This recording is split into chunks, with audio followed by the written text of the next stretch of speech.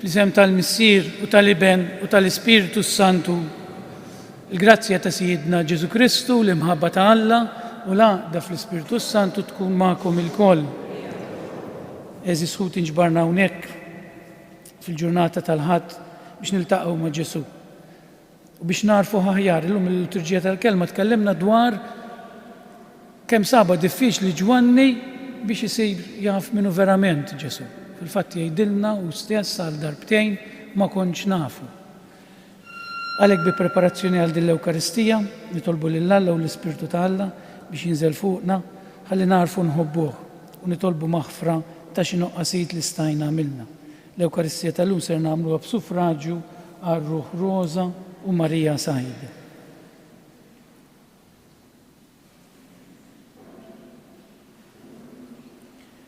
Nistqar l-Alla li jista' kollox u lilkom ħuti li jiena dnibt ħafna bil-sieb, bil-kliem u bil-għamil u billi ħallejt dmirijieti, ħtija tiegħi, l-akbar ħtija tiegħi.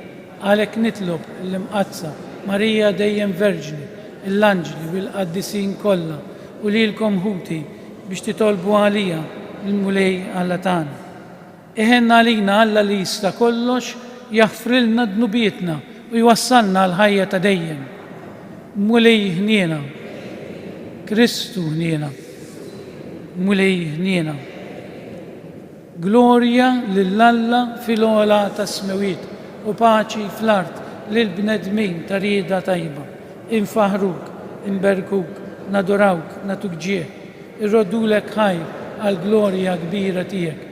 Mulej Alla, Sultan tas-sema, Alla Missier li tista' kollox, mulej Iben waħdini Ġesu Kristu, mulej Alla, ħaruf talla bin il-Missier, int li tneħħi dnubiet tad-dinja, ħenna għalina, int li tneħħi dnubiet tad-dinja, il-qajt tal-btana, int li qiegħed fuq il-lemin tal-Missier, ħenna għalina, għaliex inti waħdek għaddejs, inti waħdek mulej, inti waħdek fl-ola Ġesu Kristu mal-Ispiritu Santu fil-glorja tal-Missier Alla. Amen. Nitolbu. U Alla ta' seta' bla tarf li taħkem fuq kollox fis-sema u fl-art. Isma' bit-tieba it-talb tal-poplu tiegħek watina l-paċi fi żmienna. Dan kollu nitolbulek permezz ta' ibnek, Ġesu Kristu Siedna, li hu Alla u miegħek jgħix u jisalta flimkien mal-Ispiritu Santu għal dejjem ta' dejjem.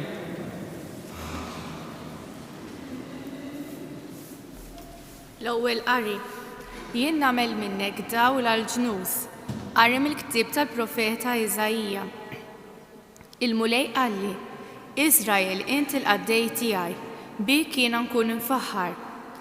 Issa tkellem il-mulej li minn ġu fommi għamilni qaddej tiegħu biex għandu nreġġa' lura lil Ġakob u biex Iżrael inġabar miegħu mill-ġdid. Għax jien kont imfaħħar f'għajnejn il-mulej u Alla tiegħi kien il-qawwa tiegħi. U għalli, tkun ħaġa żgħira wisq għalik li int tkun il-qaddej tiegħi biex tqajjem it-tribut ta' Ġakob u treġġa' lura l-fdal ta' Iżrael. Jien nagħmel minnek dawl għall-ġnus biex is-salvazzjoni tiegħi satru fl-art tinfirex. Il-kelma tal-mulej, irroddu ħar lill-Alla. Salm responsorjali ngħidu flimkien hawn jien mulej ġej nagħmel ir-rieda tiegħek. Ngħidu flimkien hawn jien mulej ġej nagħmel ir-rieda tiegħek. Ittamajt b'tama qawwija fil-mulej u niżel ħdejja u sema l-art tiegħi. Edlu fuq fommi għanja ġdida, għanja ta' tifħir lill-Alla tagħna. Ngħidu flimkien hawn jien mulej ġej nagħmel ir-rieda tiegħek. Int ma tixtaxxaqx b'sagrifiċċji u b'offerti, imma widnejja nftaħtli. Ma tlabtinix vittmi tal-ħruq u ta' tpattija, imbagħad jienet hawn jien ġej. Ngħidu flimkien hawn jien mulej ġej nagħmel ir-rieda tiegħek. Fil-bidu tal-ktieb hemm miktub fuqi li nagħmel ir-rieda tiegħek. Alla tiegħi dan joġobni, il-liġi tiegħek ġewwa qalbi. Ngħidu flimkien hawn jien mulej ġej nagħmel ir-rieda tiegħek. Xandart il-ġustizzja f'ġemgħa kbira, xuftejja ma żammejthomx magħluqa. Mulej, dan inti tafu. Ngħidu flimkien hawn jien mulej ġej nagħmel ir-rieda tiegħek.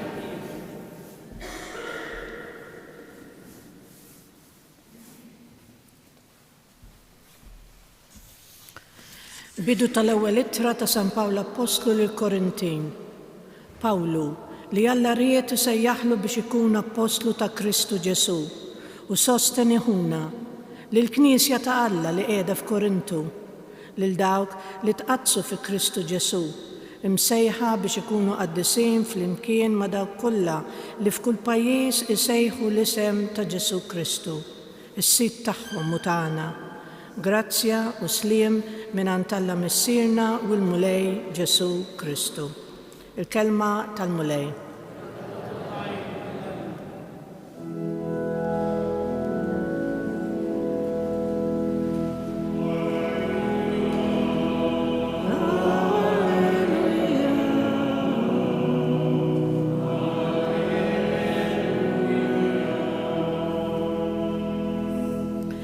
Il-Verb sar bniedem u għammar fostna, u lil dawk li laqgħuh tom is-seta li jsiru ulied Alla.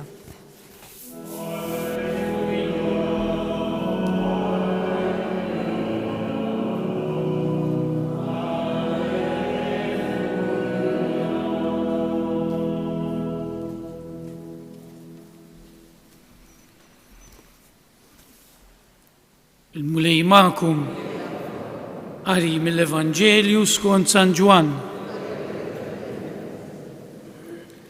F'dak iż-żmien Ġwanni ra lil Ġesu riesaq lejhu qallu: Araw il-ħaruf ta' Alla li jneħħi d-nubiet tad-dinja. Dan hu li għalih għedtilkom, warajja ġej bniedem li huwa aqwa minni għax kien qabli. Anqas jien stess ma kont nafu, imma jien għalhekk ġejt nagħmmed bl-ilma biex hu jkun magħruf lill-Iżrael. U Ġwanni xeta għalih u qal: Jien rajt l-Ispirtu nieżel mis-sema bħal ħamiema u joqgħod fuqu. Ta' bilħaq anqas jien ma kont nafu, imma dak li bagħatni nagħmmed bl-ilma hu stess qalli: fuq min tara l-Ispirtu jinżel u joqgħod, dak hu li jagħmmed bl-Ispirtu Santu. Dan rajtu b'għajnejja u għalhekk xedt dan hu l-iben ta' Alla. Il-kelma tal-Mulej.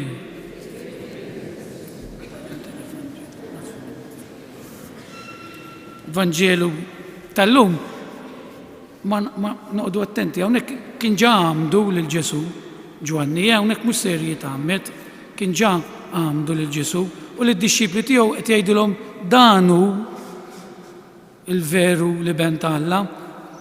U meta kont qed nippreparek ftit għal dal-Vanġelu, hekk kont qed nirrifletti ftit kemm hu diffiċli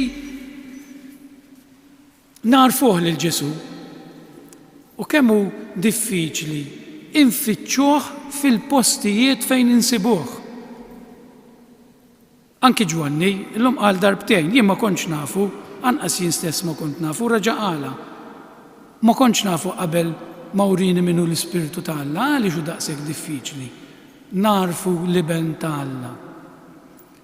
Kulħadd isiba diffiċli biex nifhmu l-Alla.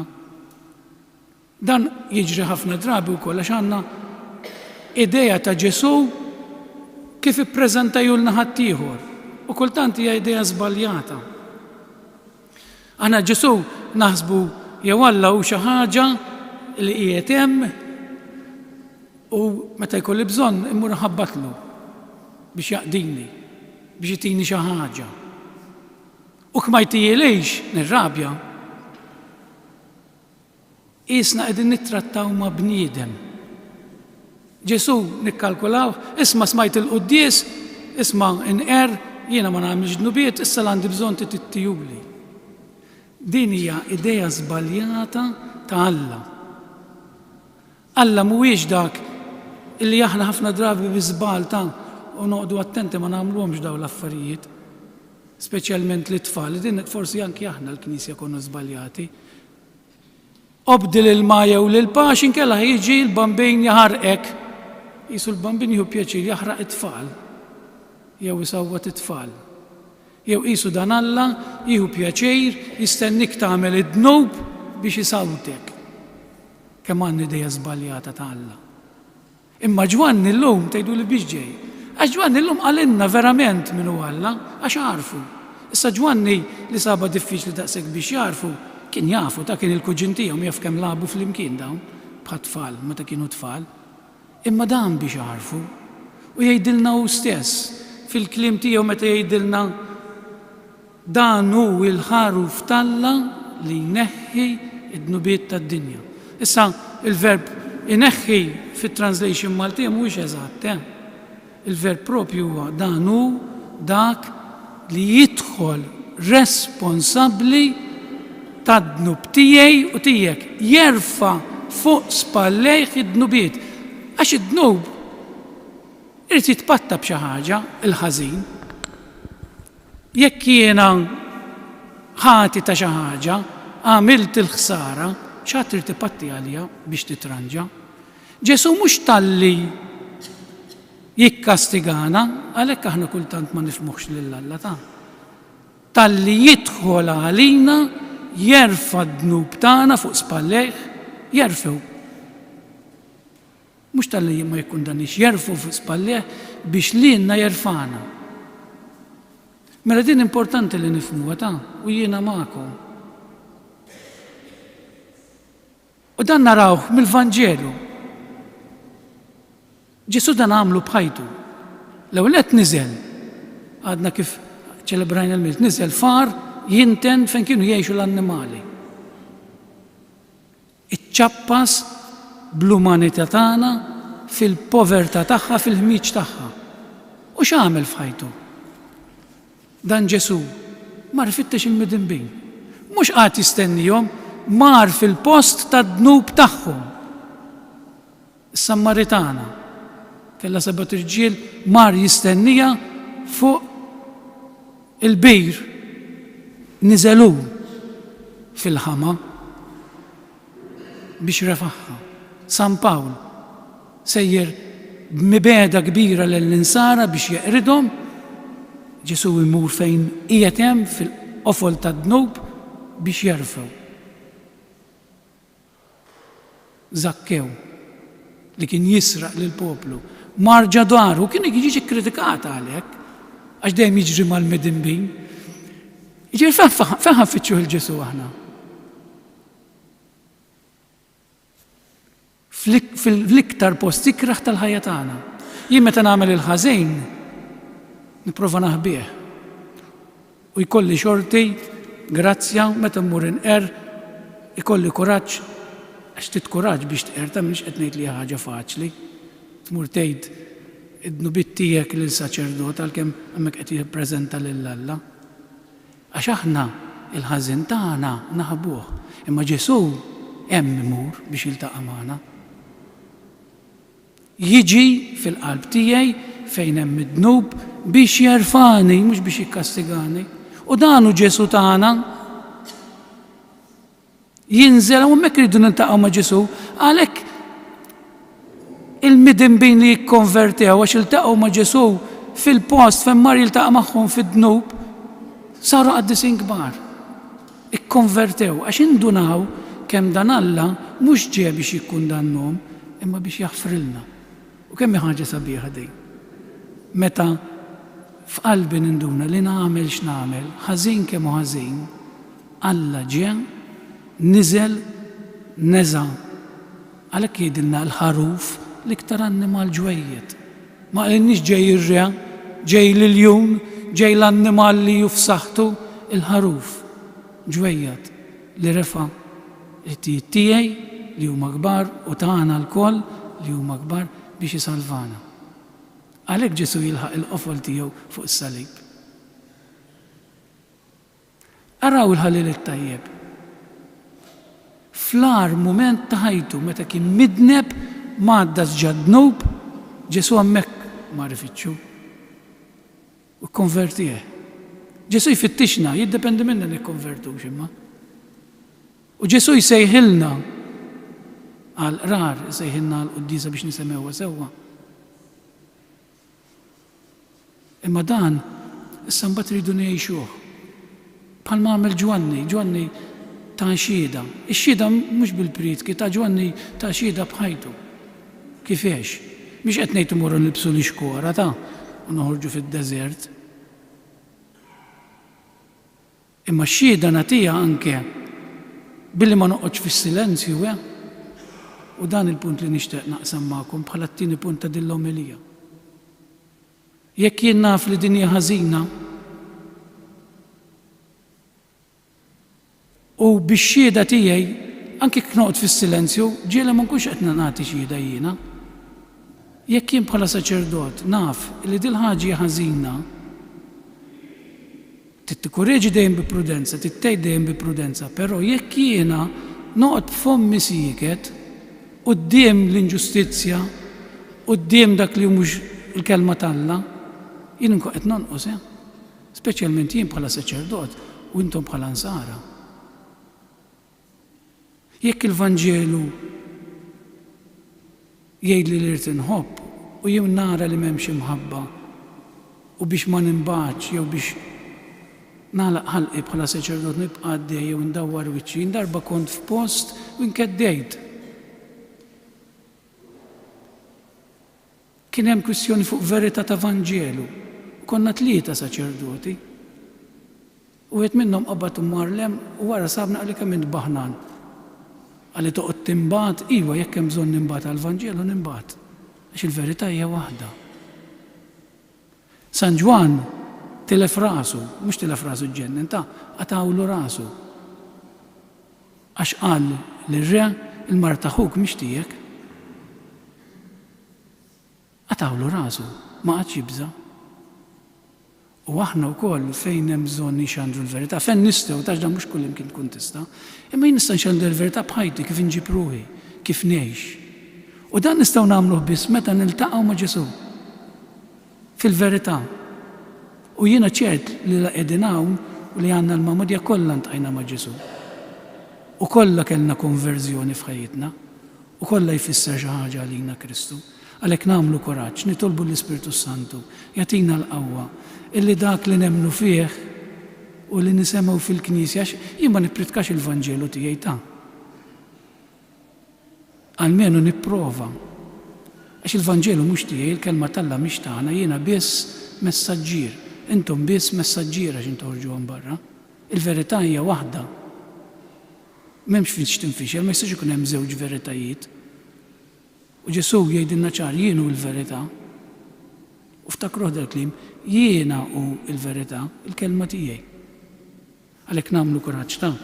Hekk bħal Ġwanni narfuh dan li jerfa' d-nubiet tiegħu kollha fuq spallejh, mhux jaħfirhom, ta' jerfa'hom, jieħu r-responsabilità tagħhom. U dan jagħmlu biss minn ħobbna, minn veru jħobbok. Jekk jiena għamil delitt u xaħat mar il-ħabsa għalija għax jħobbni, dak veru jħobbni. Ġesu jagħmlu ta' kull jum dan, għal kull dnub li nagħmel, lest li jaħfilli, lest li hu l-punishment id-batija ta' dnub tiegħi fuq spallejh. U għamlu fil-verità, għax mita għalina. Ikun il-faħħar Ġesu Kristu. Inqumu bil-wieqfa, ħalli fl-imkien nagħmlu l-istqarrija tal-fidi tagħna. Jiena nemmen falla wieħed il-Missier li jista' kollu. Li ħalaq is-sema u l-ard, dak kollu li jidher u dak.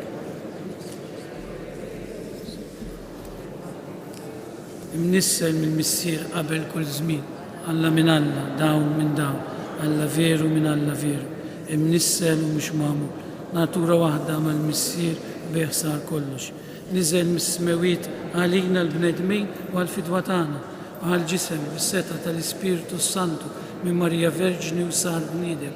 Salbuha għalina, bata taħt Ponzu Pilatu, mietu difnuh, fit-tielet jum qam minn belwiet skont il-kodba mqazza u tela-sema qiegħed fuq l-emin tal-Missier u għandu jerġa' jiġi bil-glorja biex jagħmel ħaq mill-ħajjin u mill-mejtin. U s-saltna tiegħu ma jkollix tmiem u fl-Ispiritu Santu u lejlijat il-ħajja li ġej mill-Missier u mill-Liben li hu meqjum u mweġġa flimkien mal-Missier u li tkellem b'fom il-profeti fi Knisja waħda, qaddisa, kattolika, apostolika, nistqar ma'mudija waħda, l-maħfra ta' dnubiet, nistenna l-qawma mill-luwiet u l-ħajja ta' żmien li ġej. Indawru ħarsitna lejn il-ħaruf talla u r-resku talbna. Missier qawwi, għati l-qawwa lill-Knisja tiegħek biex bħal Ġwanni l-Battista tkompli tkun preżenza ta' Kristu fost il-bnedmin. Nitolbu għal-mexxejja tal-ġnus sabiex l-għażliet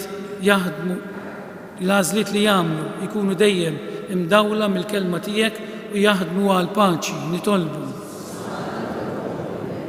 Missier Islim imla bil-grazzi u islim tiegħek lil dawk li huma persegwitati biex isejħu l-isem imqaddes ta' ibnek. Nitolbu Missier Qaddis għamel bil-qawwa tal-Ispirtu u s-smieħ tal-kelma nikbru fl-imħabba tagħna lejk u lejn xulxin. Nitolbu bl-interċessjoni tal-Madonna ta' Pino ilqa lill-familji, lill-morda tagħna u lil dawk li jieħdu ħsiebhom għamel li ġarbu l-ferħ u l-paċi u l-fejqan tal-preżenza tiegħek. Nitolbu ilqa talbna mulej u għenna nibnu ħajjitna fuq il-kelma tiegħek għaliex hija l-kelma li ddawwal it-triq ta' kull bniedem int li tgħix u s-saltan għal dejjem ta' dejjem.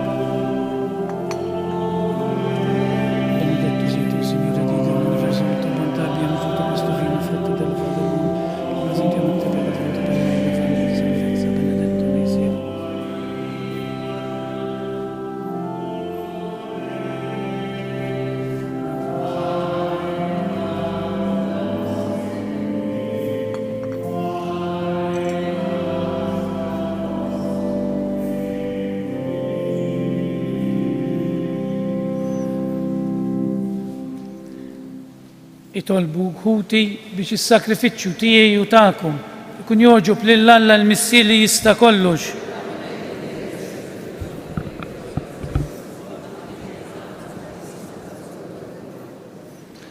Għatina mulej li niċċelebraw dan il-mistieri kif jixraq x'kull darba li nġeddu t-tifkira ta' dan is-sakrifiċċju iseħħ l-emil tal-fidwa tagħna bi Kristu Sidna.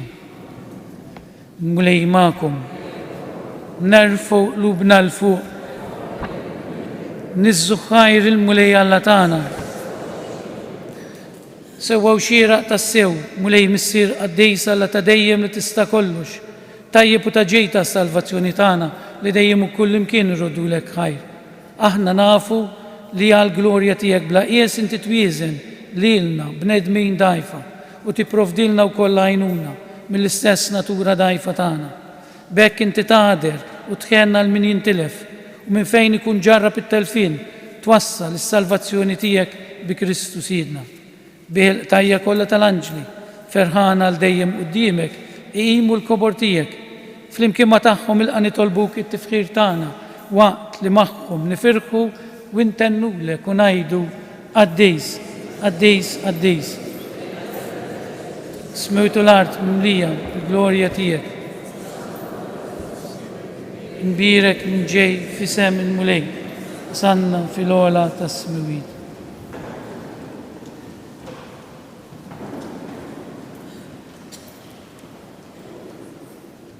Qaddis tas-sew int mulej, inti lajn ta' kull qudusija. Qaddis għalhekk nitolbuk dawn l-offerti bil-barka tal-Ispirtu tiegħek biex isiru għalina il-ġisem u d-dem ta' Sidna Ġesu Kristu. Li meta kien ser jirnata biex mrajħibati ħajl ħobs radlek il-ħajr, birek, qasam, tali d-disċipli tiegħu qal, ħudu u kullu l-koll minn dan, x'dan huwa ġismi li jingħata għalikum.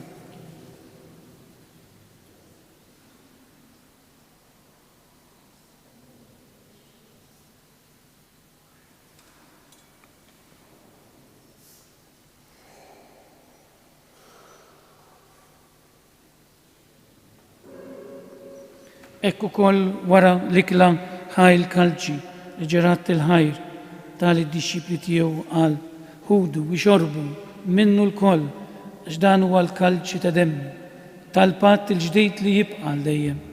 Id-demm li jxerret għalikom u għal bnedmin kollha għal maħfra ta' dnubiet. Għamlu dan b'tifkira tiegħi.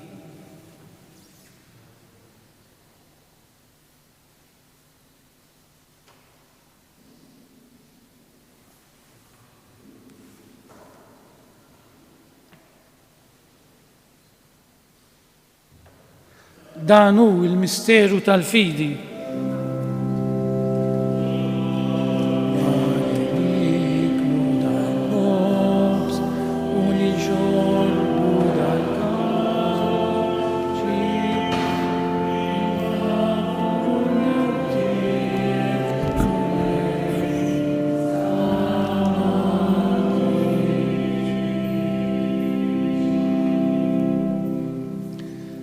Għalhekk aħna nagħmlu dan tifkira tal-mewt u l-qawmien ta' Sidna Ġesu Kristu nofrulek mulej il-ħobs tal-ħajja u l-kalċi tas-salvazzjoni u rodulek ħajra xogħġbok tilqana hawn quddiemek biex naqduk. U miċ-ċokontana nitolbu lill-Ispiritu Santu jaqadna f'ġisem wieħed li inna li nieħdu sem mill-ġisem u d-demm ta' Kristu. Ftakar nitolbuk mulej fil-Knisja tiegħek imxerda mad-dinja kollha u t-taqa fl-imħabba fl-imkien mal-Papa Franġisku, mal-Isqof tagħna Anton, mal-isfijiet u l-ministri kollha tiegħek. Ftakar nitolbuk ukoll f'ħutna li raqdu bit-tama tal-qawmien. Ftakar fil-mejtin kollha tagħna, mod partikolari l nitolbu għar-Ruħ Rosa u Marija Sajd li għalihom qegħdin nofru din il-quddisa. Nitolbuk mulej daħħalhom quddiemek fid-dawl tas-seb tiegħek. Ħenna lina l-koll nitolbuk għatililna u koll il-wirt tal-ħajja ta' dejjem, fl-imkien mal-Verġni Mqazza u mal-la Marija, mar-raġel tagħha, San Ġusepp, mal-Apostli u l-qaddisin kollha li jgħixu fil-biberija tiegħek sa mill-bidu tad-dinja. Għamel li magħhom infaħruk u nsebħuk b'Ġesu Kristu ibnek. Bi Kristu, ma' Kristu u fi Kristu jingħata lilek Alla missier li tista' kollox, fl-imkien mal-Ispiritu Santu, kull ġieħu glorja għal dejjem ta' dejjem. Ġesu jinsab fostna, dak l-istess Ġesu illi sar il-ħaruf biex refadnu bit-tiegħu fuq spallejh biex lilna isalvana. Għalhekk bil-qalb ejjew nirringrazzjah billi ngħidu fl-imkien missierna li inti fis-smewit jitqaddes ismek, tiġi saltnatek, ikun li trid int kif is-sema jkun ukoll fl-art. Ħobżna ta' kuljum għatina llum, aħfrilna dnubietna bħalma naħfru lil minu ħati għalina, la ddaħħalniex fit-tiġrib, iżda ħlisna mid-deni. Ħlisna nitolbuk mulej minn kull deni, għatina fit-tieba u l-ħnina tiegħek il-paċi fi żmienna biex inkunu ħilsa dejjem mid-dnub u mħarsa minn kull inkwiet. Aħna nistennew u nittamaw il-għenna u l-miġja tas-Salvatur tagħna Ġesu Kristu. Mulej Ġesu Kristu, li jett l-apostli tiegħek inħallilkom islim, natikom islim tiegħi, la tħarisx leħtijietna, iżda ħares lejn il-fidi tal-Knisja tiegħek, għatija slim u laqda li inti trid fija, li tgħix fis-saltan għal dejjem ta' dejjem. Il-paċi tal-mulej tkun dejjem magħkom. Natu l-paċi lil xulxin. Paċi magħkom, paċi magħkom, paċi magħkom, paċi magħkom. Il-ġisem fl-imkien mad-demm tas-Sinjur tagħna Ġesu Kristu kun jiswew lilna li se nitqarbnu bihom għal ħajja ta' dejjem ammin. Ħaruf Talla li tneħħi d-nubiet tad-dinja. Ħaruf Talla li tneħħi d-nubiet tad-dinja.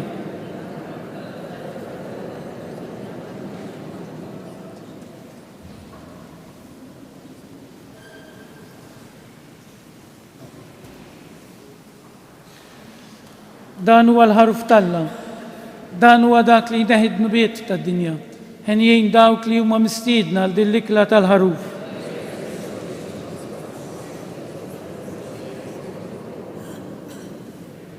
Il-ġisem fl-imkien mad-demm tas-Sinjur tagħna Ġesu Kristu kun jiswew lilna se nitqarbnu bihom għal ħajja ta' dejjem. Amen.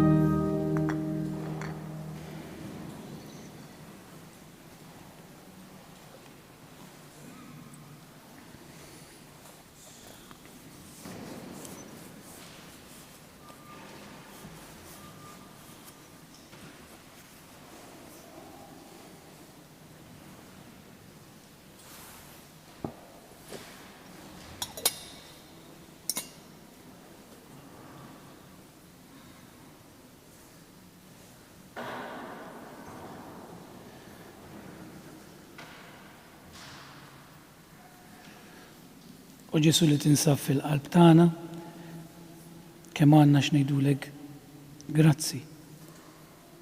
Tal-li ġejt u rfajt dnubieti u dnubietna fuq spallejk biex irfajtna miegħek, irfajtna biex nkunu għal dejjem miegħek fl-eternità. Ta' dan u Ġesu kif tinsab fil-qalb tagħna nixtieq ngħidulek grazzi, għallimna nkunu xhieda tiegħek b'ħajjitna fil-familji tagħna u fis-soċjetà. Glorja lill-Missier lill-Iben u lill-Ispiritu Santu.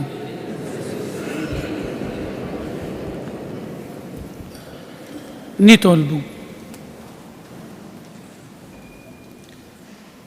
Atina mulej l-Ispiritu tal-imħabba tiegħek biex kif tmajtna l-kol minn ħobża waħda tas-sema hekk ukoll fit-tieba tiegħek tagħmilna qalb waħda bejnietna bi Kristu Siedna. Mulej magħkom.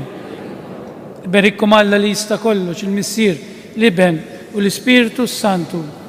Morru xandru l-kelma ta' Alla, morru fil-paċi ta' Kristu. Nawguralkom il-ġurnata tal-ħadd it-tajba u ta' mistrieħ.